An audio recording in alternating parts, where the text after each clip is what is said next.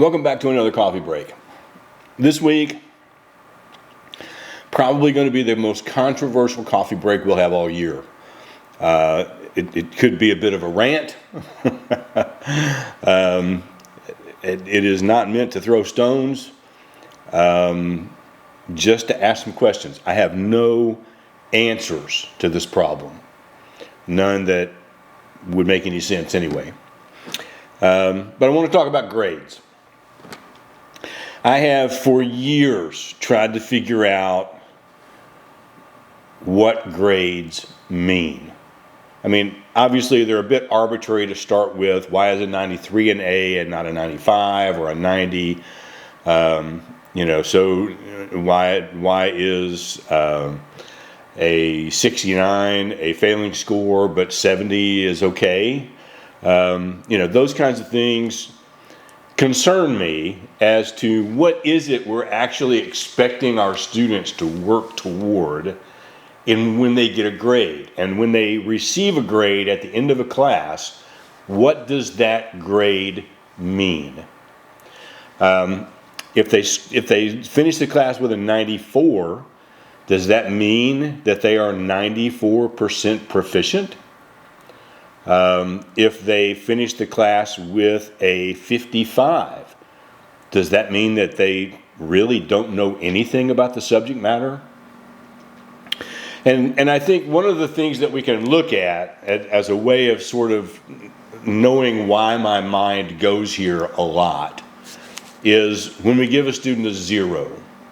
If they don't turn in an assignment, and the deadline has passed, and at Fulton we have a hard deadline every 9 weeks.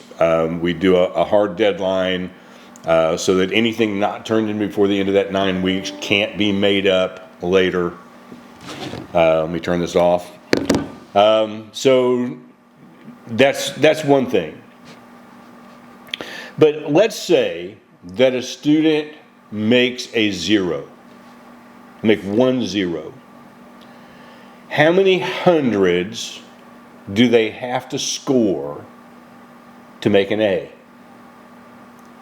Now, I can tell you I've done the math, and if they scored 10 100s. Now, this is basing the fact that these are all the same weighted grades. So we're either talking about all tests or all homework or all whatever assignments you've given and weighted that assignment, they're all weighted the same. So let's talk about it in terms of testing.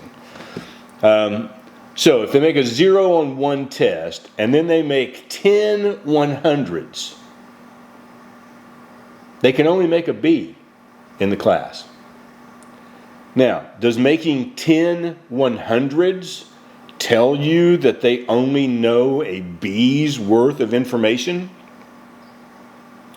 They would have to have 13 100s to score a 93 and make an A.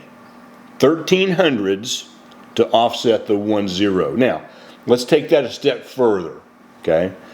Let's say that they score 1 0 and the best they can do on a test is 93. That's an A. The best they can do on a test is 93.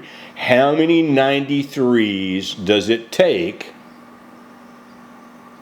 to still score a 93 in the classroom? Got your calculators out?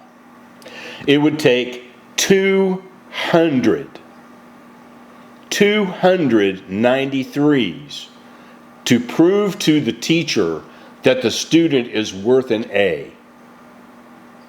Now, somewhere along the line, we have left grades meaning proficiency, and we have taken a tack toward grades meaning compliance. And grades should never mean compliance. Now, I wish I had an answer. I don't. Obviously, if we just said, hey, we're not going to give any zeros, everybody's going to get a 50, whether they turn anything in or not, they're going to get a 50. Well, then nobody turns in anything.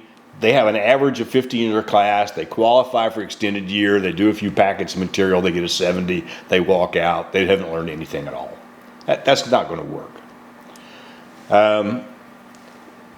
You could drop the lowest grade, I suppose, to help offset some things. Maybe some teachers do that.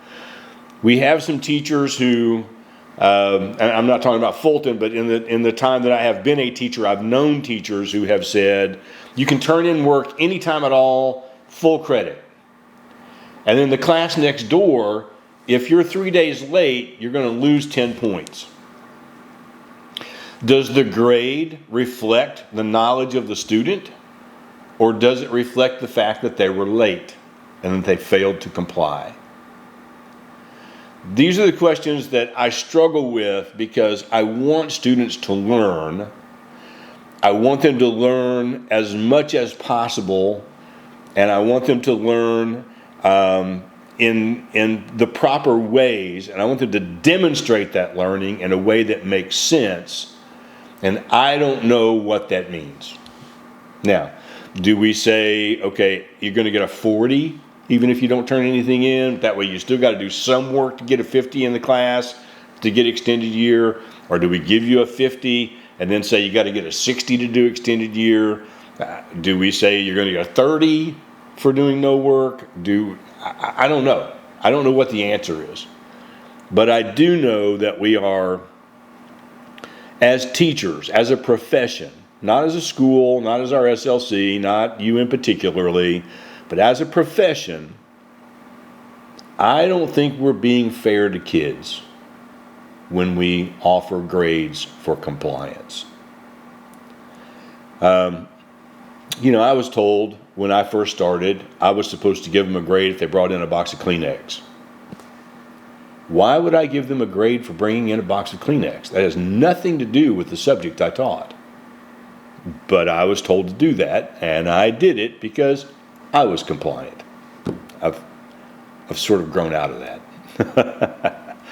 So, I don't know. I don't know what parents can do to make sure that kids are doing the work and doing the work on time and doing the work in a well-balanced manner. I don't know what teachers can do. I don't know what students should be doing. I don't know. I don't have an answer. All I know is I think many times what we're doing is not working. And if you've got ideas and you want to send me an email, I've got comments closed off on this channel for a reason, but if you want to send me an email and tell me what you think the solution is, I'll be happy to sit down and talk with you because I do not know. That's it. Maybe I'll not lose any more sleep over it now that I've got it out. We'll see y'all next week.